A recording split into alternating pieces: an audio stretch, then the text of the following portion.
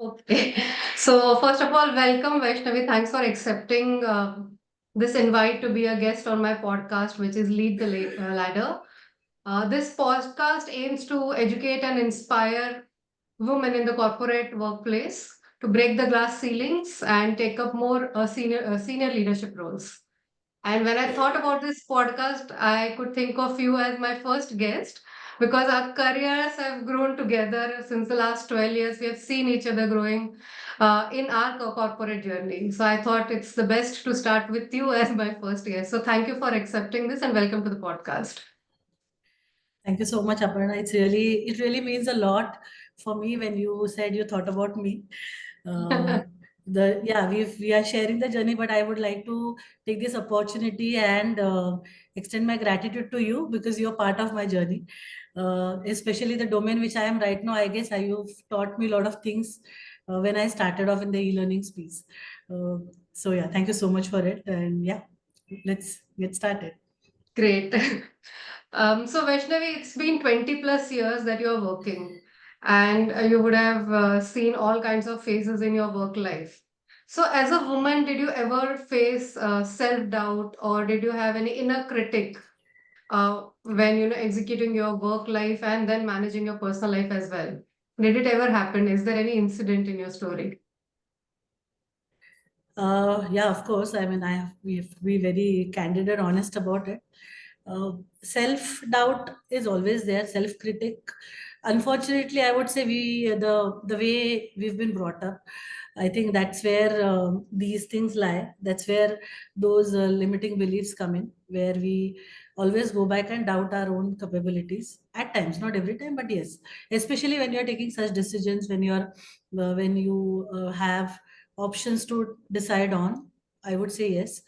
uh, I also face those uh, biased decision making capabilities, I would say, at times.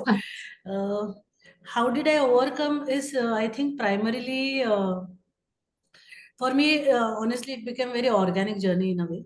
uh, Mhm. i I did let go of few opportunities in the beginning of my career with such kind of self doubt. I would not say self doubt, yeah, but then certain things where you prioritize maybe your personal life, prioritize other responsibilities. So I did that initially, but eventually, when especially being in sales, it is very challenging. And our journey has been in sales primarily. So the travel, there are a lot of things you have to manage when you are growing in your career. And I probably, what helped me is discussing this with my family, with my spouse primarily, and then of course with my immediate family, where they give me a confidence that yeah, things can be sorted. You don't have to anticipate a lot of things at this stage. Get going, grow organically, as I said. At the Wow. same time, I have been lucky uh, in my workplace also, where those opportunities were given to me. Um, as in there were never a second thought whether because of my personal responsibilities or being a female, I would not be able to manage certain things. So I think I've been lucky enough to have those strong pillars, and which helped me defeat my self critic and move ahead. Great, great. That's a great answer. In fact, I think self-doubt comes when you're transiting in different roles in your personal life also. Because for me, True. when I became a mother, and then I had to leave the child and go to office, and that is when the inner critic come that is career more important than your child, and overcoming that is difficult. But yes, when you have a family to support, when you have office members to support, then it becomes easy. Right. So it's a long journey, Vaishnavi. So who has been your inspiration throughout your career? Whom do you look up to? Or was it there any figure where you felt I want to be like this? I think the the good part is my family. I would say I have been my both my parents have been working. My mother has been working, of course, in state government, but she was working in a very reputed department and at a very reputed position. I mean, she was working as a class one officer in state government of Maharashtra. So I have seen, of course, I've seen her journey. That was not from day one. I've seen her journey also. At the same time, when I got married, my mother-in-law also similarly a working woman, and I got a similar culture here where women are supposed to have their own career. They have to have set their priorities. So for me, if you ask me, my inspiration, of course, initially my mother, because I've seen her years. I've seen her how she beautifully managed her job, house, the way they both brought us up. I mean, especially she used to give us enough time. Of course, there then way back things were different. Now we have a lot of other distractions, but yeah, she did manage both the things very beautifully. She was there whenever we needed. At the same time, she was very efficient at her work. She was known for her work ethics primarily. I think those were my those are the inspirations I have taken from her. Being a working woman, how you have to do it, how do you manage it, and it's never black or white. You have to balance it out. And then eventually, like I said, when I got married, I again saw another lady with a similar kind of aspiration and inspiration. So yeah, for me, it was these two ladies which actually gave me a lot of boost in my career going forward. You're a lucky one then. Not everybody has this kind Yeah, of true, family true. I support. am really blessed, blessed with that. Right. So, did you ever face any situations where, there are different expectations from you, being a woman, and there were different expectation if the same role or duty was given to a man? Have you ever felt that you had to prove yourself over and over, and there are different expectations from you? Uh, I would put it across in a different way. I think expectations are there from men or women. If you are in a responsible role, or if you, whatever, it can be a senior leadership, it can be at a junior position, whatever position you have a set responsibilities which you have to do, man or woman. So I think it is always expected that way. It's just that the way society looks at it is that a woman has to do those XY ABC things which are to be done at the office. At the same time, there are XYZ things to be done at home. So that's where the bifurcation comes in. That's where people have a different thought process, or they have a perception, I would say, that maybe whether she would be able to do it or no. That's one part of it, where how people perceive you.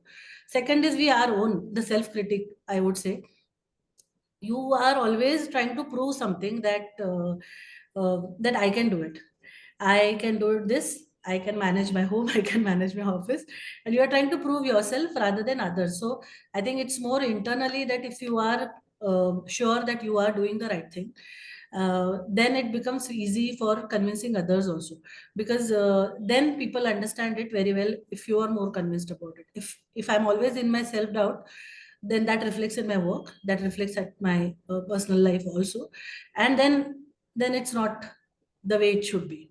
So that's something I've tried to, of course that's a learning. It's not that I'm saying it just like that. I've learned it through hard ways, but yes, that's my experience. Okay, and I think in sales, you have also been in sales like me for many years now. And in sales, Yeah. at least what I have experienced is whenever there are networking opportunities in the evening, at drinks, Hmm. or if there are travels to be done for your sales closures. The first question is not whether you will be able to go and crack the deal. The first question is, will you be able to manage home and then travel? Will there be an objection from your family? So I think that True, true, shouldn't true. come our way, right? It's up to us how Exactly, to exactly. manage. Exactly. That's what I'm saying. So uh, again, these I would not say there are no objections. I would not say there are situations where you have to decision making is very easy, especially travel, especially when you are traveling out of town, and like you said, you have a small boy. So in that sense, deciding that priority also. But things can be worked out. Things can be worked out after based the discussions you have with your family, or in that case with your colleagues also, and things can be worked out in that.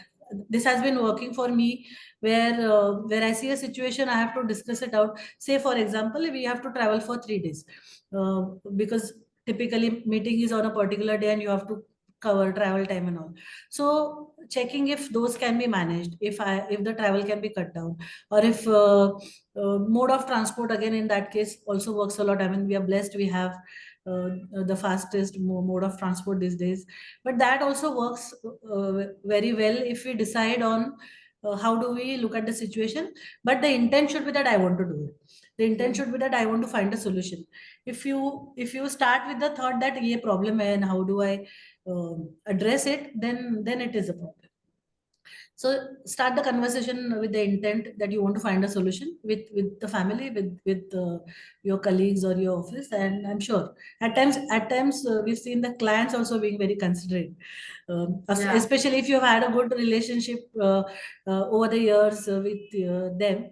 They are also considerate about things where it is worked out. So yeah, as I said, solution is always there, just look out for it. Right. So for the audience, it's like if you feel that you are facing different expectations than your male counterparts, you have to show your intent of doing a great job and then things will change. Yeah, Great, great learning that's it. here. Now, as you moved ahead in your career, you started at a junior level and now, you are at a very senior level. So based on whatever journey you have experienced, what do you think are some of the factors that could prevent women from, taking or securing higher positions?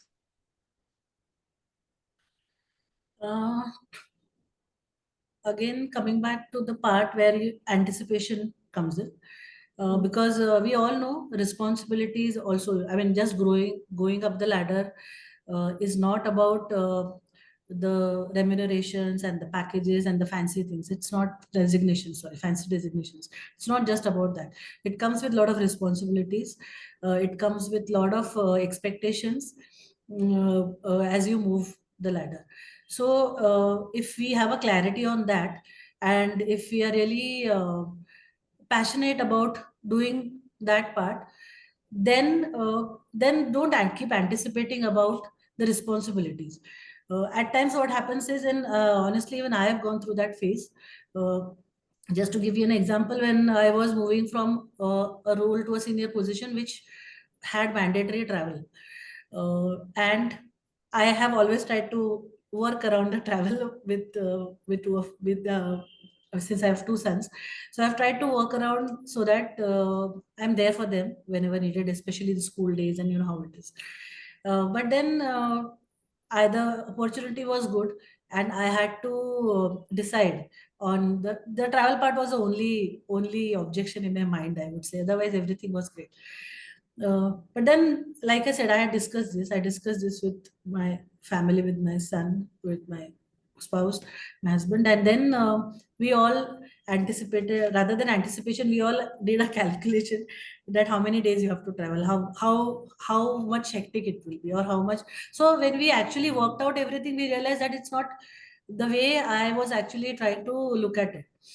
And Mhm. it really, and eventually it has worked out really smooth, the travel and other things. But if I had stepped back with that anticipation at that point of time, I would have lost out on the opportunity, because the way the sales role does expect either I offer out going growing, or I take up the opportunity. That those were the only two options with me. And it did resolve when I discussed it out with my family, because they were the one who would suffer in case I'm traveling. So I had to take them in confidence. So I think that helps. The ecosystem you build around that helps. To come back to your question, so these anticipations which we feel may come in, I may not be able to take that responsibility. Oh, like the evening dinners you said, especially in sales, um, it's that you have to go out and probably that's the only way you crack the deals. It's not true. It's not never worked. Those are goodwills. Those are good gestures when you go for such occasions. But the capability of closing deals, or capability of creating business, or capability of growing the organization is more about how you operate, how do you look at things, and how do you take it up. So I think don't think too far. Think about how you can give justice to the role. That is most important, I feel. Are you really, do you have really the capabilities which are expected from the role? If not, have an intent to learn things. I mean, I'm not saying you have, there are a lot of skills you can learn. So keep that intent to learn things. As long as you're passionate about things which you're doing, things are good. So just don't anticipation. I mean, take the anticipation in a positive way. Don't keep anticipating ki, because of such things. I may not be able to do something after 2 years or 3 years. I may have a problem down the line. Don't do that. That keeps us away from the opportunities. Okay, nice. So, in summary, I would say there are 3 points in this answer. So, the first one is don't anticipate the negative side of what would have, what would go wrong if you go up the ladder. Change your perception to be to a positive one. The second could be build an ecosystem with your family so that whenever you are not there for a certain situation, it's self-managed or managed by the family members. And third is learn different things which can help you with the positions that you take up. Correct? That's the summary. Yes. Yes. Yeah. Right. So you briefly mentioned about your sons, and then that was one point when you had to decide whether to take a job with travel or no. So I have seen many women who take a break or step back in their career either when they start a family or when they're embracing motherhood, and these are natural things that's not much in our hands as women. Also, we have to take that break, Mhm. especially motherhood, right? So, how easy or difficult was it to cross that phase of your life? Um, it is never easy. Honestly speaking, I mean, I would not be honest if I say, oh no, it was very easy to get into the career. It is not easy because there are phases when you really want to be there. There are phases when you really want to see your kids grow.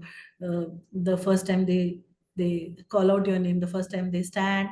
There are a lot of these small moments which you don't know when they can happen.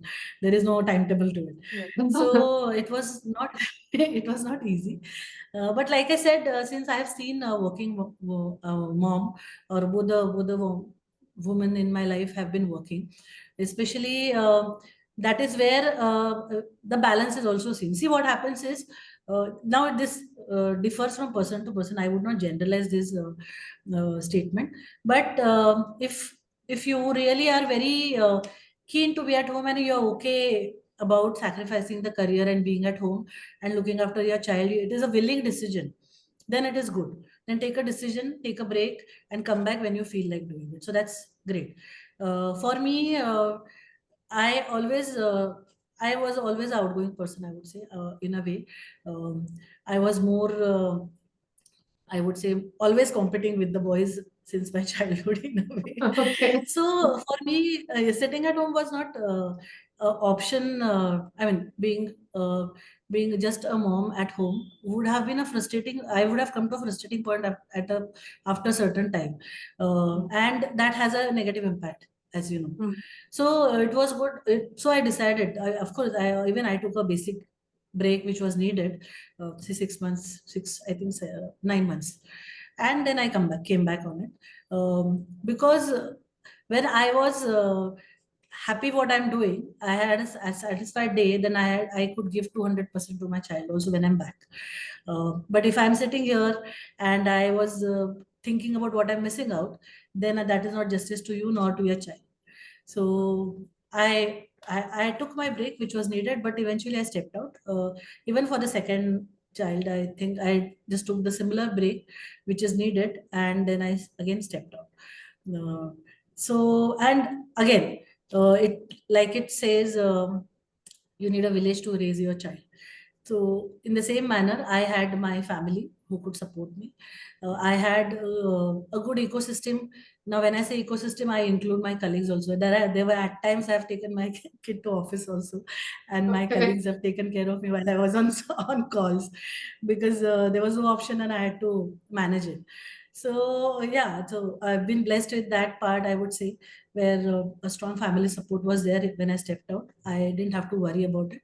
Even when I shifted from Mumbai to Pune, again a similar ecosystem uh, got developed, I would say, and again I was relieved. When I was working, I was not worried about my child.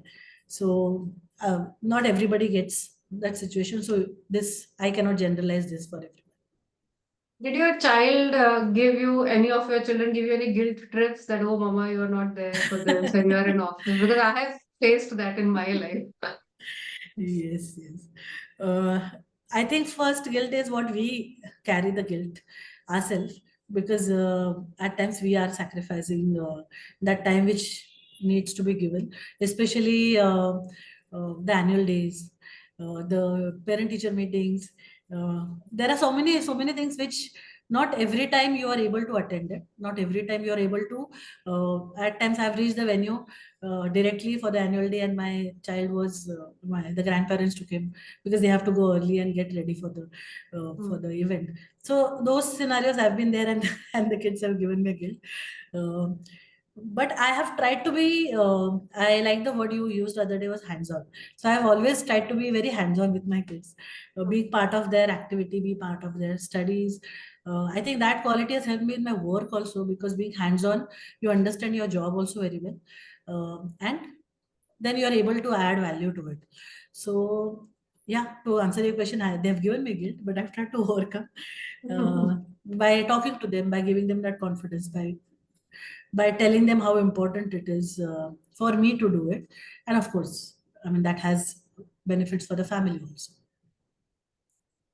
Right. So we have briefly actually answered the next question also. And the next question is about your secret mantra of achieving a very healthy work-life balance. Because I've always seen you, performing very well at the corporate side. And I have also heard that you take care of your kids' study, you take care of your home chores. So what is the secret mantra of balancing everything? I want to know. I would not say secret mantra. Uh, I see that has been probably in the genes in a way, because I've seen my mother doing it, and today we are still blessed with having house help for certain things, if not everything. It depends. I mean, what you want to involve them in. That point of time, when my mother was working, there were no such luxuries. So I had seen Mm. her doing a lot of things. I come from a joint family, so I've seen her doing the same thing for a set of 15 people at one time, minimum 15 people at one time, which I'm doing it for my nuclear family in a way. So that was always there. So it's nothing that you are doing out of this world. But balancing, I'm still trying, honestly, Aparna. Not that I've got the secret mantra, but what I've learned over the years, I can share that with you, is priorities. I mean, decide the priorities. Decide there are 10 things you want to do, so you decide what is your priority at that given point of time. It can be your family, it can be your kids study, because that's the exam next day, so you can actually decide to shift something which from your work to the next day. So the prioritizing primarily is something important. Second most important thing is, you cannot be a superwoman. I honestly, the way the media is presenting women these days is like you're a superwoman. You can do everything. Yeah, the Women's Day banner has all 10 hands like Durga, and you have everything in your hand. That's good, but you are putting more pressure on us with that. Uh, True, because true. we I are agree humans with end you. of the day. We are humans end of the day, and you can let go things, and I have learned it late in my career, in my life, I would say, recent years, where you can let go certain things. So there are 10 things to be done. You decide these are the three most important things for me. Let me do it with full focus, and it's okay to let go the other two things, the things, because you don't have to prove every time that you're perfect. Unless you mess up all 10 things, then that's bad. Rather than that, you do things which are perfect. You enjoy doing that, so you're giving 100% justice to it, and it can be balanced out. Then it can be work and your personal life. It can be anything. So that balancing out, and it's a everyday act. I would not say there's a perfect formula for it. It's a everyday act. Every day is a new day. Every day comes with a new challenge. Some challenges, agree, So, yes. yeah. So yeah, Yeah, but I'm I trying. yeah, we are not perfect, guys. We are Yeah, imperfect in we're many not things. perfect, guys. Yeah. True, true. And let's accept that. If we accept it, I think somebody who's your family member or your colleague or your boss, they will also accept it. I think we should. So I have always done this kind of talks with my boss also, ex bosses, Okay. where I've tried to learn, because uh, it's always good to discuss, listen, and see what can be implemented out of that. Mm. So, and then the subtle message also going ki, yeah, there are certain things which probably I need to learn, which you may be expecting. So I'm in the learning process. Yeah. Great. So, so I'm sure in your career you have had occasions where you had to, negotiate on promotions, negotiate on your compensation that you get, negotiate on the opportunities that come your way. So, what advice would you give to women who are now at a stage where they have growing prospects in their career? What are some of the learnings you want to share? Okay. So, see, negotiations, uh, I like you said, salary, position, opportunities, uh, can be different for different people. Definitions can be different for different people. What I would say here is, don't settle for less just because you are a female, or just because you feel you may not be able to do certain things down the line. So don't negotiate because of, I mean, don't settle for less.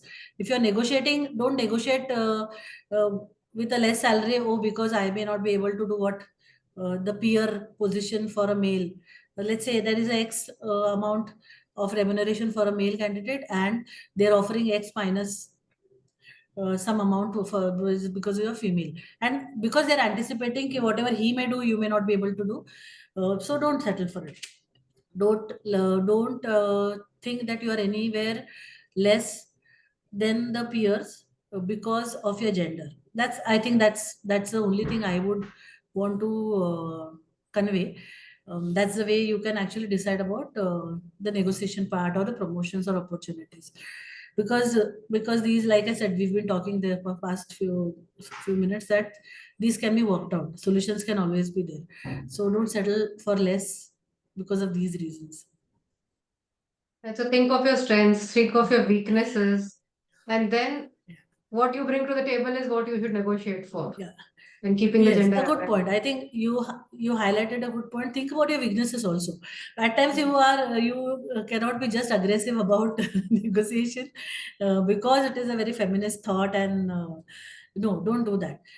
Think about both the things, whether whether you are really eligible for it, whether you are really deserving for it, and then go for it. So that is also important, because unfortunately these days pros and cons are there, where people try to use the feminism in a different way also, where just the allegations come in because you're not given something because you're a female. No, just introspect whether you are really deserving it, whether you really have those abilities which are needed, skills which are needed for the given position, for the given opportunity, or whatever you're looking at. So I think you had summarized this earlier also, the skill set. I think if you make yourself ready, aim for those or aspire for those growth path, but at the same time prepare yourself also, keep sharpening the saw, keep upskilling, and like I said, don't settle for less in that case. That's your right there. Absolutely. In fact, I was talking to one of my colleagues the other day, and she mentioned that nowadays the maternity breaks are 6 months. In my time, it was 3 months. But because the technology is changing so rapidly, those 6 months, even when you are at home and with your child, even if you take a small amount of time to learn new things True. and keep True. yourself updated on what's happening, it's going to get very easy for you to come back when you're ready. True. If you take a complete break, then it might take more time for you to, understand what the ecosystem has become and then get into the role. So I think that's a very valid Exactly. point. Exactly. Yeah, yeah, that's really important with the pace technology is moving ahead, and yeah, true. Agreed on this. All right, and I think I have the last question for you now, which you have kind of Okay. partially answered. So, what Okay. can aspiring female leaders do now to prepare themselves for future leader positions, and how can they advocate the other women in the workforce. So for the preparation, you mentioned about the learning about being eligible for, Yes. but getting prepared to be eligible for the roles that are there. But how can True. people, so other women advocate for, women, their women counterparts in their workplaces? So I think advocacy also should be merit based. That's my take on it. I would say I would not advocate just because it's a female and I feel female should uh, progress and they should be given opportunities. So it's all about your abilities, your skills to be proven. Uh, Advocacy should come with a very there should be norms for it. I think work ethics, the way you perceive your job, the way you are looking at adding value to the organization. I think all those parameters should be considered. And that's where the advocacy need not come in only from women, it can come in from men also.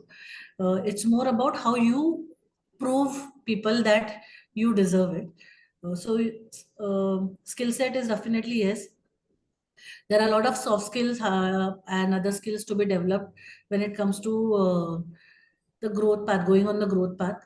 uh, when it comes to work ethics, when it comes to uh, I would say dealing with the situations. I see, honestly what I feel is the way females think on certain solutions. So the way a man would think on a problem and a female would think on a problem, there is always a difference, because the way the thought process is, the way the cognitive decisions come in, and I feel we have a upper hand over there, in a way. I completely agree with that. so so you're already having that inbuilt quality, I would say, coming in, the way a lot of things are inbuilt.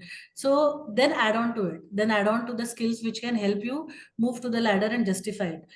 You don't have to prove it to people. I mean, if we go back and see all your questions, we don't have to prove it to people. We may not have that self doubt if we have already started that